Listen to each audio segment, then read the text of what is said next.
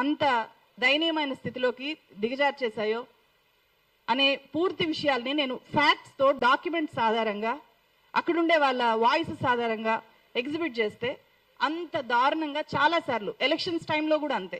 అంటే ఇక్కడ నేను ఒక రాజకీయ పార్టీ అనట్లేదు, ప్రతి రాజకీయ పార్టీకి ఈరోజు ట్రోల్ ఆర్మీస్ ఉన్నాయి.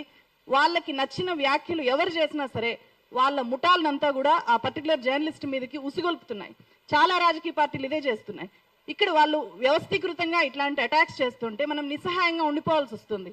అరే ఎందుకు ఏపీ పాలిటిక్స్ గురించి మాట్లాడాలి అంటే నేను పదే పదే ఆలోచిస్తాను. ఏపీ పాలిటిక్స్ గురించి ఒక వీడియో చేయాలి అంటే చాలాసార్లు ఆలోచిస్తాను.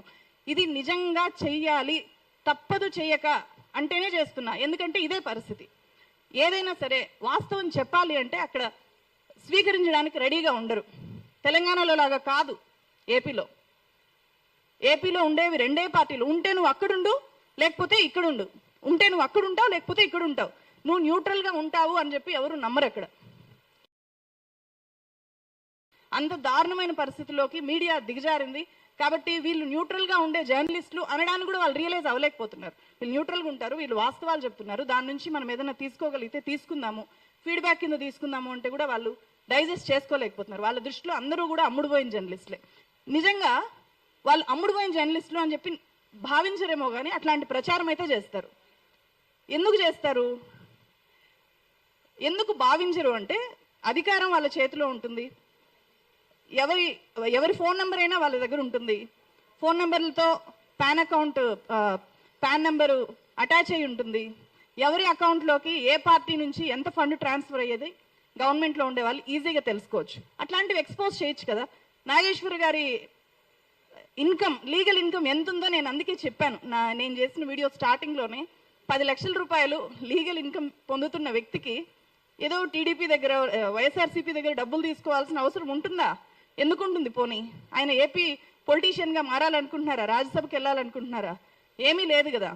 అంతకు మించిన మీ దగ్గర ఆధారం ఏమైనా ఉందా అని చెప్పి ఏమీ ఉండదు. నిజంగానే అకౌంట్స్ బయట పెట్టచ్చు కదా. పలానా పార్టీ నుంచి పలానా వ్యక్తికి ఇంత ట్రాన్స్ఫర్ అయింది అని చెప్పి తెలుసుకోలేవా? గవర్నమెంట్లో ఉండే వాళ్ళు తెలుసుకోలేరా? చెప్పచ్చు కదా. అట్లా ఎప్పుడు చెప్పరు, ఎందుకంటే చెప్పలేరు. ఫస్ట్ ఒక జర్నలిస్ట్ మీద తీవ్ర స్థాయిలో అటాక్ జరుగుతోంది అంటే ఆల్రెడీ అన్ని రాజకీయ పార్టీలు ఆ జర్నలిస్ట్ని కొనేయడానికి, వాళ్ళ వైపు తిప్పుకోవడానికి ప్రయత్నాలు చేస్తుంటాయి. ఆ ప్రయత్నాలకి లొంగనప్పుడు దాడులు చేస్తాయి. ఇది నాకు చాలా చాలా ప్రాక్టికల్ ఎక్స్పీరియన్స్. సో అందుకనే ఈ సందర్భంగా టీడీపీ ఖచ్చితంగా క్షమాపణలు చెప్పాలి అని చెప్పి ఒక జర్నలిస్ట్గా నేను డిమాండ్ చేస్తున్నాను ఈ వేదిక నుంచి.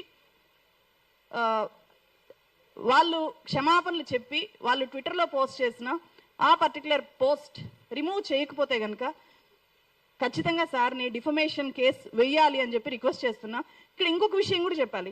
రాజకీయ పార్టీల మీద, రాజకీయ పార్టీ లీడర్ల మీద మనం ఒక వ్యాఖ్యానం చేస్తేనో లేకపోతే ఒక వాస్తవాన్ని చెప్తేనో వాళ్ళు అంత అఫెండ్ అయిపోయి ఇలా దాడులు చేస్తారు.